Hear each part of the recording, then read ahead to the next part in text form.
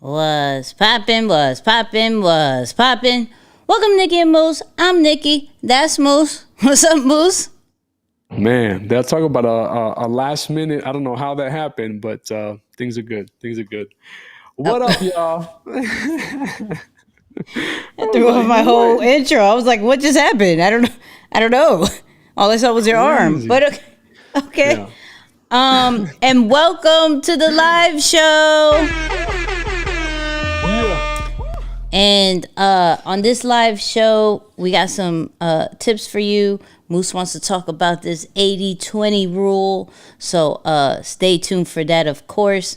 If you are watching this live, drop where you're watching this from. Make sure you like and share. If you are watching the replay, still drop where you're watching this from so we know where everybody is at. And of course, to support the channel, if you're on YouTube, hit that super chat or super thanks. Or on Facebook, hit those stars. Moose, how we feeling? You good? Man, pretty good. Pretty good. Things are actually going really, really well. Now, I was laughing because I came to adjust my laptop and the connection to the camera fell out. And I was like, are you kidding me? Literally like seconds before we go live. And so that's when yeah, good save, good save. Okay. Things are well though, man. Everything is good. It's getting crazy cold in New York. I'm talking about crazy cold in Is New York. it? Yeah, bro. Today was cold, cold. And like by the standards of cold, it's not super cold, but it's the coldest we've had pretty much all year. So it felt cold. So you're like, okay, yep, it's almost that time. But yeah, things are Yeah. good, man. All is well. Oh, I don't want that cold. I don't want that cold. I'm good on that. I'm good on that.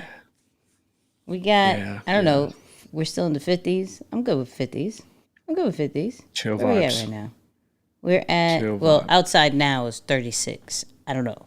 I don't go outside this time. Mm. But on Thursday, it's going to be 60. So, And that's when the squad is coming, right? yes. Yes. But it'll be rainy. It's like 100% rain. I'm like, great. But the next day is going to be 53. So we're good. We're Gucci. Nice, fine with nice. Well, I'm excited about tonight, man. For those of you who are tapped in, make sure you check out our last episode. Our last episode was super fire. Is it episode 115? Yep. Episode Episode 115. 115. Yeah, we getting safe to say we're OGs in the game now. You know what I'm saying? About 100+ episodes in the game. We're really growing in this space, man. So yeah, for sure. Make sure you check out the episode. And please do me a favor, share this with 3 people. I would love if you share this with 3 people. We're gonna be talking tonight about how to make better use of your time as a creator, right? Whether you identify as a content creator, a creative entrepreneur, if you're just even a personal anything really online, to a large extent, whether you recognize it or not, you are a creator. And so we want to really make sense of how to best maximize our time as creators, especially when you have the freedom to do any and everything that you like or any and everything that you want. That's almost the gift and the curse of free time.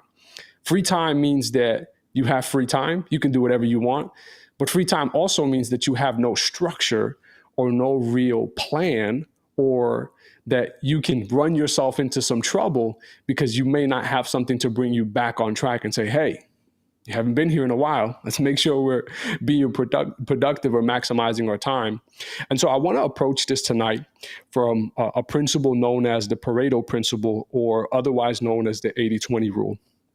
Now, this is one of my favorite things. I've been really thinking about this in a lot of what we're doing. And it's cool because Nicky and I had a meeting today about the podcast, thinking about the future and next year and what's going to be our moves and how can we get better. And I noticed that in everything that I was saying to her ultimately was backed in or grounded in this principle, right? Well, the 80-20 rule really is a principle that says 80% of your outcomes come from 20% of your inputs. So in other words, 80% of the things that you produce in your life come about from only 20% of the things, the activities, the tasks that you actually do. And so it has to make you wonder, like, wait a second, if only 20% of my inputs are producing 80% of my outputs, that's like a 1-to-4 ratio. then what am I doing with 80% of my remaining time? Am I just tricking that time away? There's got to be a way for me to maximize it. And so once you start to just look at your time, your calendar, your actual activities, the things that you're involved in or your responsibilities through that lens, you start to catch on to a little pattern that allows you to say, if that's the rule to live by from a general best practice standpoint, then why would I waste my time doing anything that is not in line with that principle or doing something that doesn't allow me to maximize on the fullness of my time? And so to give you a quick example, in my discussion with Nick today, we were saying how there's one particular video. And was that like a full blown clip, Nick, or was it just a short, the one with Country Wayne that you were talking about? Oh, that was a short. That was a short. Yeah. So I'm going to say the stats that you shared with me and let me know if I'm off on any of this. Yeah. One short, let's say less than a minute, just on average, less than a minute. A video that's less than a minute. That video, and out of the 1,000, would you say we have 1,000 videos total on YouTube? No, not yet. Like 800, maybe close to 800. I can tell you. Okay. Yeah, close to 800. So let's say one video out of the total of 800 videos that we've produced. This video is 1 minute in length. It went on to bring in or get over 500,000 views and has brought in 1,200 subscribers. Mm-hmm. The entire channel has a little over 10,000 subscribers. 12. Let's just say for easy math. 12.4. 12.4. So you're talking about almost 1% of, or a little bit less than, no, it's not 1%. That's almost a little under 10%. Mm-hmm. 10% of the channel's subscribers, 10%, and I'm talking math, but stick with me for a second. 10% of all the subscribers that we have came from one video. Mm-hmm. It's like, whoa, if I have 800 videos, but one of those videos helped me get 1,200 subscribers, meaning 10% of my total output, that's an indicator, and I'm just giving you context of what we were talking about. That's an indicator for us to be like, hold up a second. What were the ingredients that were involved in that video, and how can we just reverse engineer that production, the video itself, the content, to do more of it? And that's ultimately what I want us to have a dialogue about tonight, just as creators. How can we study our schedule, our activities, the things that we're involved in, so that we can do the things that help us to produce the greatest outcome in our lives, in our brands, and even in our businesses? And so, Nix, just from your perspective, man, as you hear me kind of talk about this, and I didn't tell you that we were going to go about it in this full length, but just as you hear me talk about it in this perspective, are there some things that come to mind for you where you say, actually, as I hear you talk, this is what I found about me based on my gifts and talents and skill sets, me as in you. Mm-hmm. And here are the things that help me to produce the greatest outputs. Like if I'm doing these 5 things, mm-hmm. these activities will generally help me to produce the greatest outcomes. So for you as a creator, what comes to mind when you start to say, yeah, it's this one and this one and that one? What are those top activities for you? Can you think of any? I would have to say probably time to think, right? I think we downplay that.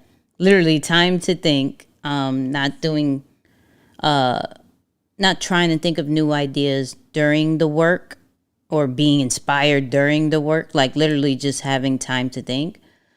But then there is that consuming part of that helps as well.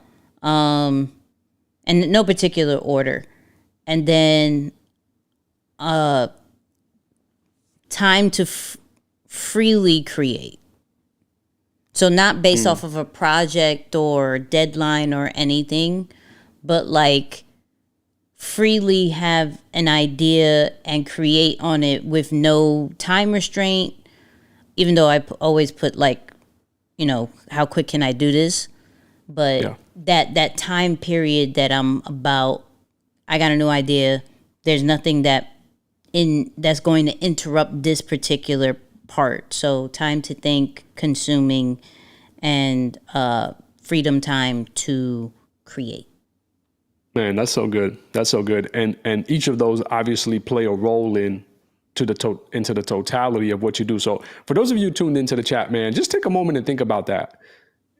When you think about the essence of your brand and the things that you want to create or produce within your brand, what are the actual activities or tasks that you're involved in that directly contribute to that outcome that you want to see? Just take a moment and think about it. And heck, I'd even encourage you to drop them in the chat and just see if you can almost increase your awareness towards, man, what are my activities? Like, what are those things that I need to be doing so that I can get more of the outcomes that I want to see within my brand or within my business, right? So one of the things that I learned late last year, and that's been almost the main shift into everything that you're hearing me talk about now, is most of us as humans, we make the mistake of making our goal the goal. So we say, hey, I want to get, I said this to Abby today. Shout out to Abby, by the way. I said, hey, Abby, I want to get to 10,000 followers. Like, I've grown this amount over the last 5 or 6 months. I want to see myself get to 10,000. I think that would be a goal.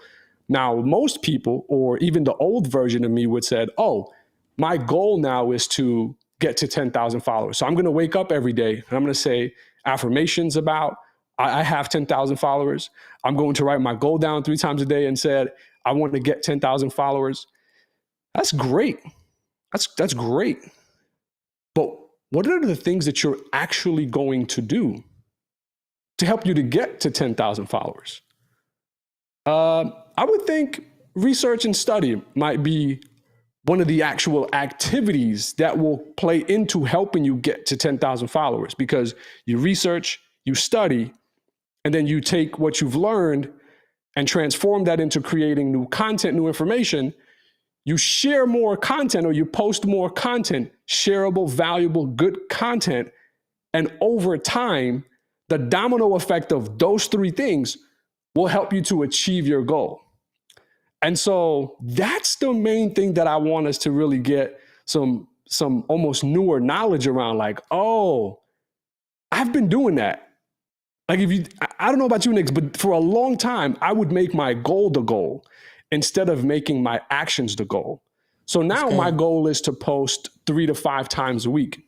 Because I'm like, if I post 3 to 5 times a week and I'm focused on consistently educating and studying to make sure that my information is fresh, shareable, valuable to those who are consuming it, as that continues to happen time and time and time and time again, I don't know when it will happen, but I know that as I do that time and time and time again, I will eventually get to my goal.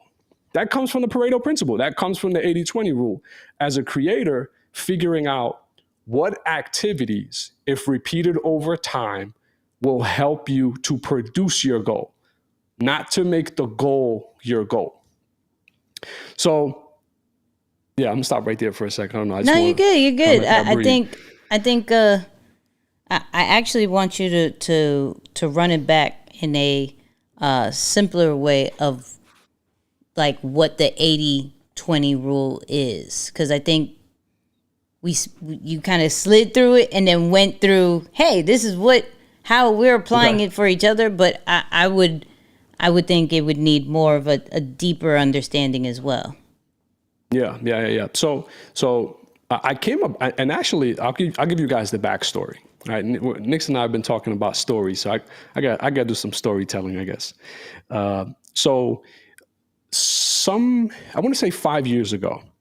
Low key, my business mentor from afar is Josh Hatch, and I don't know that he even knows it, but he's been a business mentor of mine for a pretty long time without even knowing it. And I think I can count the number of times that we've had business-related conversations. Most of my conversations with him are about just life and family, but the few times that we've talked about business, it's been super impactful for me. So shout out to Josh Hatch and everything that he's doing there, which is great. So we were talking about team. We were talking about the essence of how people contribute to an organization. And just to leave out some details so it doesn't almost get too sloppy, he said, I would focus on the top 20% of your team. So if it's a sales organization, don't worry about the bottom 80. Focus all your attention on the top 20%. And I was like, wait, but why would you do that? Like, you're going to leave 8 out of 10 people on the back burner because they're not producing as much as the top 20 or the top 2, if you will. And then he went on to say, and this is the crazy thing, because I'm realizing that a lot of us in our journey, we get the information that we need. But if you're not in the right space of mind, or you're not at the right place in your career to understand it or why it's being shared with you, you'll skip right over and be like, oh yeah, I'm just keep doing it my way. And then you struggle and not get the outcomes that you want. And you're like, but why? Well, it's because you're still trying to do it your way, and it doesn't always work.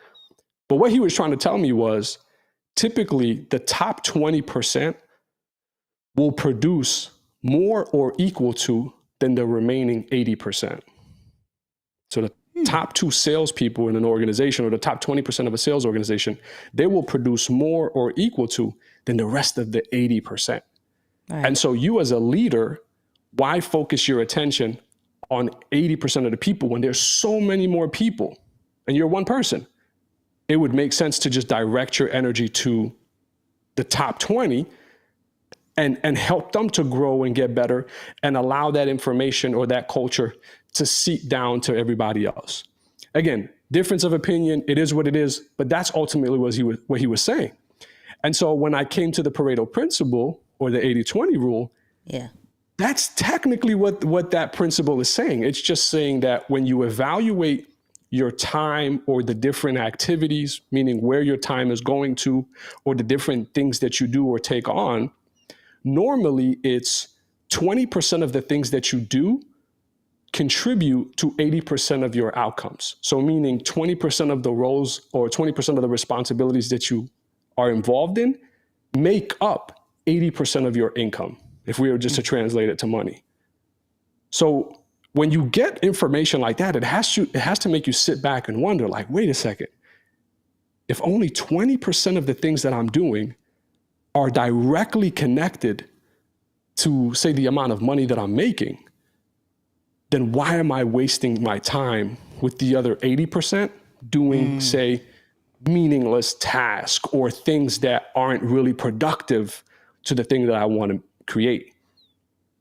That makes sense. So ultimately that's kind of the breakdown of the 80-20 hookup.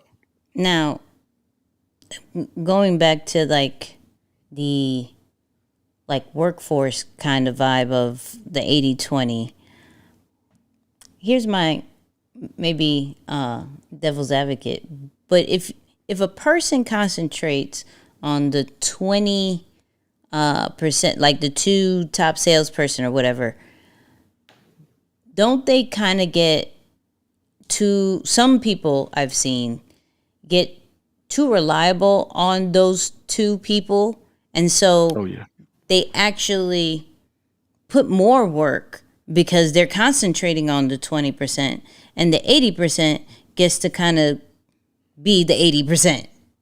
Yes. Yes. Yes. I don't know. I thought there was another question coming to that. Well, I'm saying is that more because that's how I see it. Once a person identifies like the 20% or whatever, I'm realizing more and more that because they are known as the reliable ones, or the ones that can get the job done, let me pour into them with more work. Not necessarily pour into them show more love and favor. It's let me pour more work into them. So I don't like the 80-20. Yeah, from a workforce standpoint, I get it. And that's why I said, even to Josh, when he said it, I was like, that don't make sense. I still love to help people. and I would never want to leave someone behind. And so why would I dish away or not pay attention to 80% of my people? And so from a workforce standpoint, I know that can seem a little harsh. It's like, dang, that's foul. Or you might, to your point, might say, well, why would I overload the top 20%? Shout out to Isaiah in the chat. He said, well, give me an extra 40K. I'll make up the difference, right? All right. And in that space, it really becomes more of a leadership thing, right? Because bad leadership, you're right, might burn out their top people instead of thinking about how do I put them in places to do less because they can produce more. And that's the part that I want to focus on for us, where it's like, hey, what about the things that I'm involved in that the more I do them, the more progress I make? Mm-hmm. Why do we get distracted and go to other things that are meaningless or not as impactful, but we still give a lot of our time to them? Right. That's the big thing that ends up holding us back. And so ultimately, from like a personal development standpoint or just from a growth standpoint, if we as creators can start to identify the tasks that drive the greatest progress for them, the only thing left is to schedule more time for those things. So like imagine, think of it like this. There are 168 hours in a week. Let's say out of that 168, you're awake for, I don't know, let's just say 130 of them. Mm-hmm. Imagine if 80% of the time you only did the 3 things that you talked about. You got to consume a specific type of content because it's educational in nature, and that's what generates ideas for you. Mm-hmm. You got to think, right? I think ultimately that's what it comes down to be able to just think of the vision or the plan or the thing that you want to do. Mm-hmm. And then the last thing you said that I'm not even going to pretend like I remember it because I actually forgot. But freedom to create. So like to create with no time restraints or anything like that. Exactly. So imagine if 80% of your time was that versus what it is now. Like if you were to give a number to it, and it's not like a breakdown of you, but I was just saying, like, if you were to give a number to it, how much of your time, what percentage of your time you think goes to those 3 things right now? 20%. See, that's crazy. That's crazy. And I'm not even gonna lie. I'm still in that space. Like me too. Like, it makes no sense why we spread ourselves so thin to all these different things and responsibilities when in actuality, there are but few things that help to create the most impact for us. Mm-hmm. And so as a creator, it takes a level of discipline to say, wow, yes, I can do so many different things. Mm-hmm. What are the top 3, 4, 5 responsibilities that drive the most impact for me? Because the minute you start locking in on those and you're intentional about scheduling time to contribute deeper or with a greater level of intensity to those specific things, you start to see that the tables turn for you. So everything from the assessment to the study of the greats to successful people, you start to see that at some point they say, hire people who can't do or who can do the things that you can't. Right. So that you can delegate to them the things that you don't know how to do. You don't sacrifice in quality, but more importantly, you can focus more on the things that you're already good at. Mm-hmm. And that's the name of the game. So I think, for example, from a content creation standpoint, I even think about it from the dedicating your time to the types of content that you know how to create or that are most received by your audience. Just because we're talking about creators. So for example, I love your breakdown of, say, the introvert versus the extrovert, because there are specific types of content that are most suitable for each of those personality types. Now imagine if the introvert was focused on mastering video before they mastered a different type of content. And the extrovert starts with trying to master written content before they just dominated their space. Trash. Straight up. I'm like, this trash. I don't, Yeah. So speak to that for a little bit, right? Because I think that's definitely, like, in a lot of ways, that is 80-20 right there. It's a common mistake of, oh, but I should do that, or I think that's what gets me views or likes or whatever. But it's not within the scope of your 20%, the things that you can master. but that goes to people wanting to fit in. I don't think that has to go with understanding the 80-20 or strengths or anything to that point. That's just, I don't know. I'm in a new space and I don't know what I don't know. And so I look and I see that this is popular. So I go do this. And then it becomes a journey of like finding out exactly what works and what doesn't. And then possibly, concentrating on what really comes natural and consistent for us.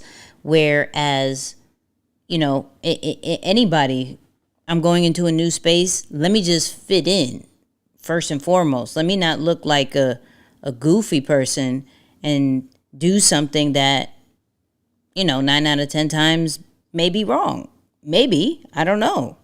But I'd rather do what's possibly right than bet on if it's going to be right, and that's how people look at creating content and creating social media stuff, to stay consistent. Now, of course, if you listen to us and things like that, you'll understand the point of understanding who you are, the strengths, the natural side of you. So you do show up on social media in a way that can be very consistent.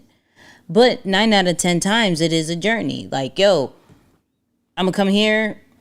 I see so many videos. I'm going to do videos. I don't even care. Introvert, extrovert, ambivert, whatever. I am going to do video. Oh, I'm on this platform and I see text. And I'm just going to text away. I'm just going to make sure I type something every single day. I don't have nothing. I don't really like texting, but I'm going to do it anyways. Oh, this does articles. Let me do articles. I have no business writing a paragraph, but let me do an article with 5 pictures and all that great stuff, So it tends to be the journey, and I think a lot of people can identify with, I didn't know what to do. I just saw what it was. I'm just doing what I saw. It's not until you get the knowledge and the information and the trials and error to truly say, oh, this is not me. And this is why I'm not consistent. And this is why it's not really getting the audience that I want, because I'm doing the opposite of who I am on a social media platform that page only highlights me. So I don't necessarily have to try to do other stuff. Man, that's so good. That's so good. So what, in your opinion, are maybe the 3 things or types of activities that an introvert should be focused on? And what are the 3 for the extrovert? I'll say extrovert first, because I guess low key I am one. I don't know. Depends on the extrovert. Day. Talk about it. look, it's like, it depends on the day, really. Yeah. So as far as the extrovert, I think the first thing you want to like channel in and concentrate on is, what are you going to produce, right? With a little bit of structure, right? There has to be, like, I'm going to do this today. Not structured to the whole point of what your content's going to be said or anything, but like, the bare minimum, I'm going to post today. I'm going to do this video. I'm going to do this podcast. Like, at least that part. Determine what you are creating, right? The second thing is continue to be inspired, right?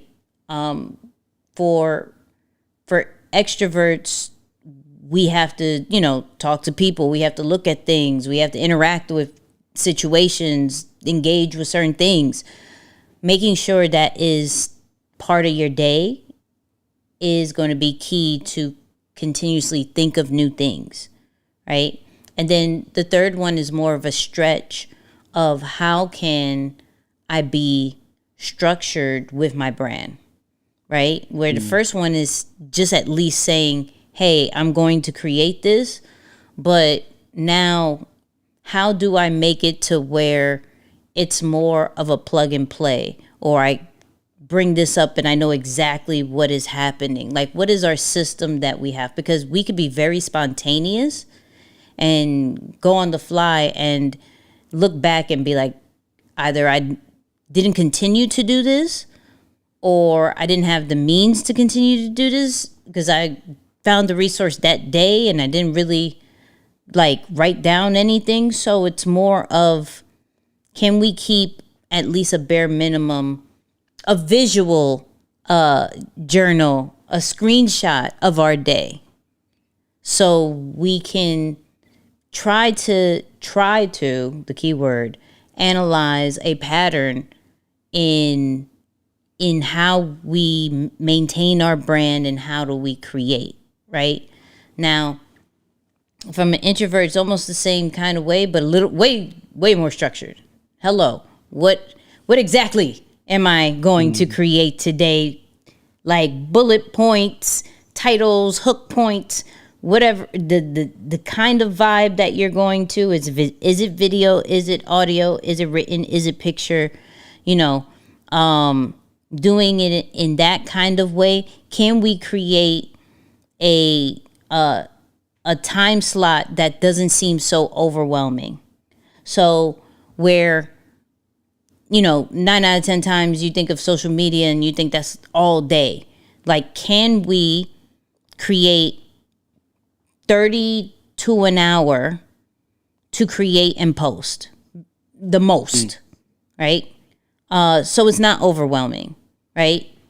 So first the system, then the time slot, right? And then the repeat. That's all I want introverts to do. That's it. System, time slot, repeat. And hit post or publish. Hit post or publish. Yeah. There were times where so much of my stuff was just left in the draft. It's like I had a lot of stuff in drafts.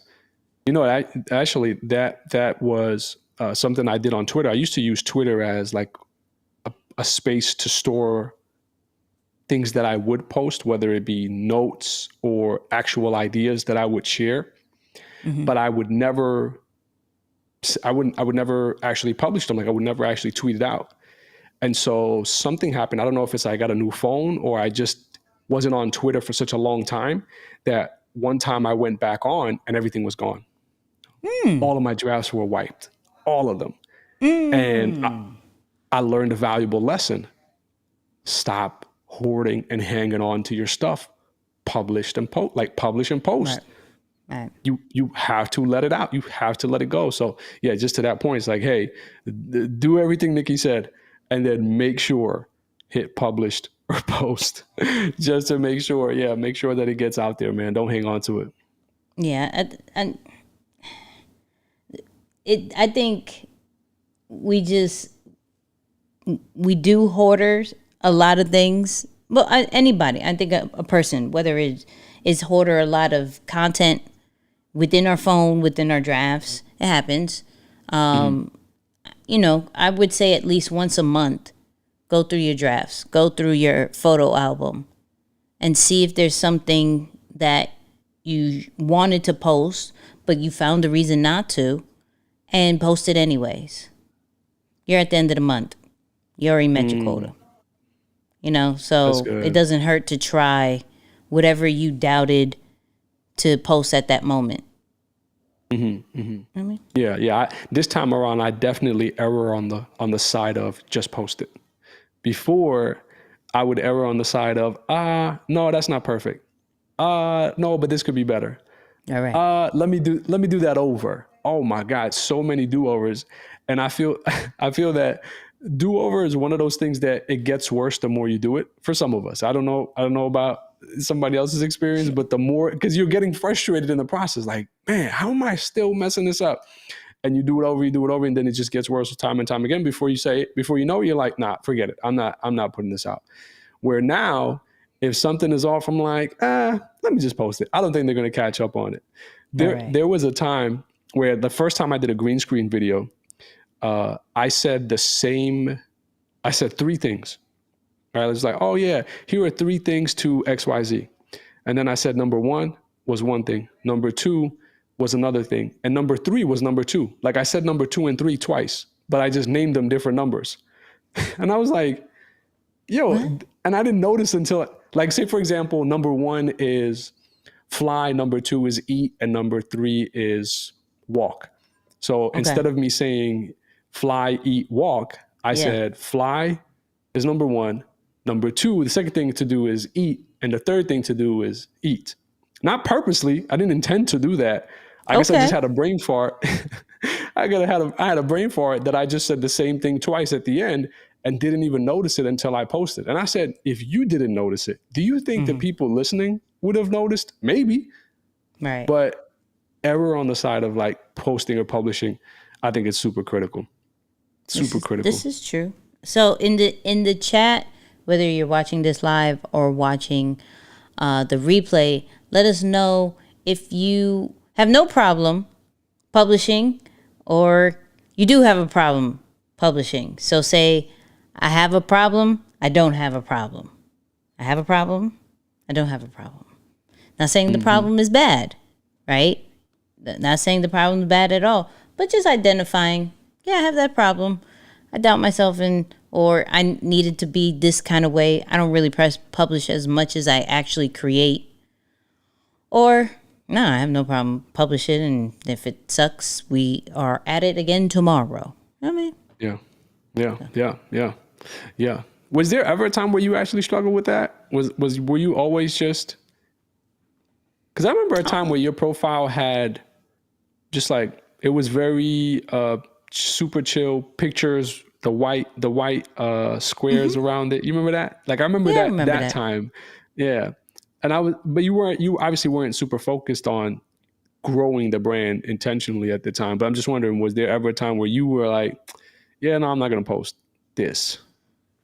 There's quite a few times. I think even still recently, there's quite a few times. Really? Yeah. Wow. But I've pushed through more. One, especially if that is the only post that I have that day, we're going to push through it. Whatever, right? I'd rather be consistent than be in my feelings. So, I'll push through that one. But there's some that is like, I don't think that's going to hit. Boom. Like, actually, I posted one yesterday I didn't think was going to hit. And I was like, you know what? And I had already posted that day. And I was like, you know what? Let me just try it. I'll just shorten it up. I'm not sure if it hit. It hit. Everybody's like, oh my God, that was great. Boo, boo, boo, boo. I was like, all right. Once again, it's not about me and my feelings. It's just about putting out the information. So, but I never go, like I posted and go back and I'd be like, see, I shouldn't have posted. Let me archive, let me delete. I'm never on that kind of vibe. I'm just more on some like, because there's some that I have really bad views and I'm like, how, Sway? How did that happen? You know what? We're just going to leave it up. But the YouTube is a pure track record of that, because it's like some will be like, okay, and then some is like, what? And good content too. Yes. I'm so confused, but we will make it work. So, there are times, but but in the past, that's why I wasn't consistent, because I would be like, nah, that wasn't good. Nope, I don't like it. But now I'm just like, I don't like it, but it's not for me. That's interesting. Yeah, I'm seeing the comments. Mia said, I have a problem. I have so much content in my phone that I honestly need to post. See? What's the feedback for that? Post. I don't know. I don't know what else to say. Just post. I have a problem. I have too much. I shout out to the people who have too much content. Like, not many people have that problem, you know? Mm-hmm. So it's just a matter of getting a caption, put it up there, do it again, then do it again. Then you won't have as much content. Yeah. You know, Mia, one of the things that really worked for me, and I don't know if you know about my kind of personal, not agenda, my personal kind of issue or relationship with social media. It hasn't been the greatest. We were on and off a lot. It was like a bad relationship. We were together and not together for so long, and then eventually I just went on a hiatus for 2 years. And when I came back this year, it was a much better like state of mind for sure. But one of the actual things that helped me was I worked between this now and next sequence, and really what that is what do I do now to get my information out there? And after I get it out there, my mind immediately went to what's next. Right. Even if the post was doing amazing, I would say, great, what's next? And I found that in the past, I would get so high off of my own supply, like, wow, this post is doing amazing, or I'm getting good feedback, or maybe I'm not getting so good feedback. I would be too caught up in the now that I would give no effort or attention to the thing that comes next. And consistency, believe it or not, if you struggle with consistency, you need to improve your relationship or improve the way you work between now and next. The better you can get at doing what you have to do now, and then immediately thinking about the thing that you have to do next, over time, that pattern, that sequence, the improved pattern or sequence of now and next makes you more consistent. And that's been my fix for that. I'm just like, okay, do it now. Cool, done. All right, what's next? All right, and what's next? And that's good. Super helpful. No, that's very good. Actually saw a question. Shout out to God Drip. They're the I was rocking their gear the other day. What type of content do you create when you don't have product? You create the idea. So what I mean by that is you may be, just because I'm a little familiar of your brand, you may be out of stock, but you do have drawings. You do have the process of how you made some of your stuff before. You do have mock-ups. You do have story of the brand, story of the release that's coming up, right? So there are multiple things you can actually do when you don't necessarily have the product. Your story is the product, right? Your ideas is the product. Your actual drafts are the product until you have actual product. And then, of course, you have your photo shoots, you have your product placement, that whole nine. But right now, there's actually endless amounts of content that you can create that will allow people to keep you on the top of the mind, that when you do drop, it's just a matter of where do I buy. So that's so good. That's so good. Yeah, I mean, I think, of course, the example of Jordan, we were talking about the Jordan brand before we recorded the other day. It's like they do such a great job of making you wait pretty much for the end of the year because their best releases happen in December. Mm-hmm. And they're coming in December. And so, yeah, they, look at study some of those brands too, because their whole business model works around them not having product. Right. And it does something to the consumer's behavior and just even the psychology of how they interact and think of your brand because it's a limited supply or not available. So, yeah, I think you used to say that almost look at it as a good thing instead of a bad thing. So instead of saying, oh man, we don't have product, think about it more like, yo, we don't have product. Like it's a good thing, not a bad thing. And I think you might really come up with some great ideas when you think about it through that perspective. Yeah, I mean, make a big whole deal that you're sold out. Then people are wondering why is it sold out? What is happening? And then like, show some of the product, but then reiterate that you're sold out. Like, boom, sold out. Show the thing, boom, sold out. Boom, sold out. Then January 2023, we coming back. Show the process of the sewing part, all that great stuff, but then say sold out. So they're watching the whole thing like, oh, that's dope. Wait, I can't get it. What's happening? Now it builds like, people want what they can't have.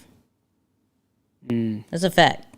People want what they can't have. Like, I've been really on that Hype Goods clothing brand, and they have this whole, I'm going to text you the password, and then I'm going to charge you a whole guap of money. And the first time I was like, well, I'm here, went through a process. Might as well. Now, the second time around, I was like, man, I have too many hoodies. I can't do it. I can't justify. I just got really dope gear just like a day ago. It doesn't make sense to spend $225 on a hoodie, $100 on a thing. And then they sold out, and I was like, damn, I should have gotten it. Man, why did I doubt myself? I'm like, doubt myself? You still have a lot of hoodies. You still have too many hats. What do you mean doubting? So, yeah, something about us and humans and sold out with really, it doesn't even have to be really good stuff. It's just sold out. All I keep seeing is sold out. After a while, it's like, what is that? So whenever you do your next sold out post, tag me. You know what I mean? That's good. Tag me. That's good. I like that. Yeah. Listen, we all, I don't care if you have a product. I don't care if it's a service or you're a personal brand, for sure, man. Study human psychology, just basic human psychology, and understand how people think and react to economics, right? Supply and demand. Just some of these basic fundamental concepts around the human psyche, and think about how you can implement that into your business, because you're dealing with humans. You're not selling to machines. I know AI is on the rise right now. There's a lot of great things happening under AI, but we're not selling to machines. It's not like machines are buying from us or interacting with our brand, product, or service. And so as long as you are interacting or building with a human, study humans. You need to know, what do they think? What do they feel? What's their thought process? And how you can utilize that for the well-being or the growth of what you're doing. Facts. Well, people, if you got any value from this live, please, bare minimum, like and share this. Share this with all you people.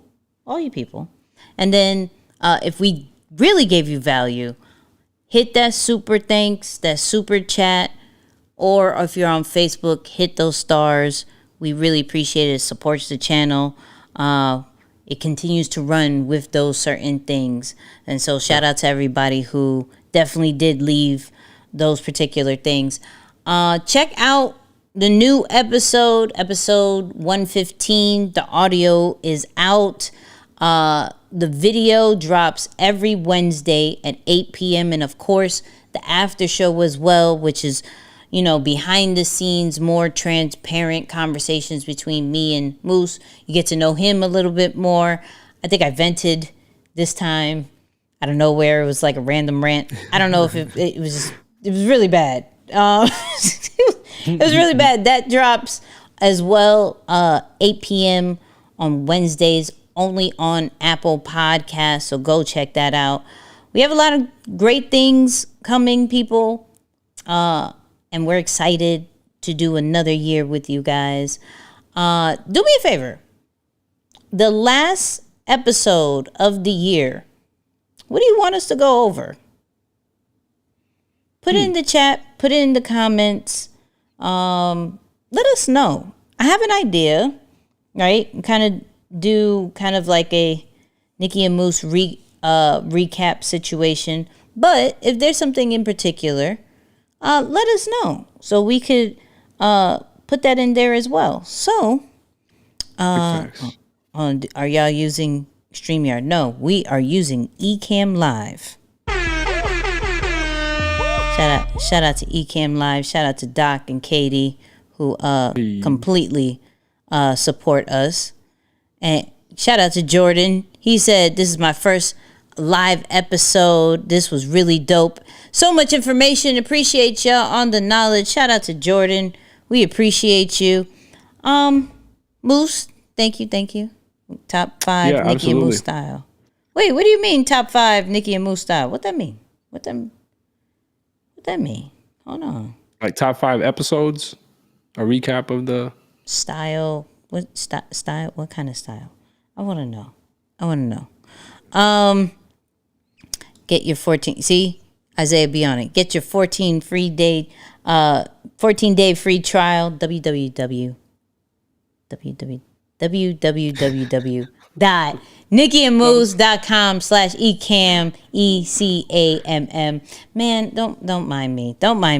Anyways, people, we're out. We love you. We appreciate you. Until next Tuesday, from an audio experience wise and a live experience wise, you know what we're gonna say. Peace, y'all.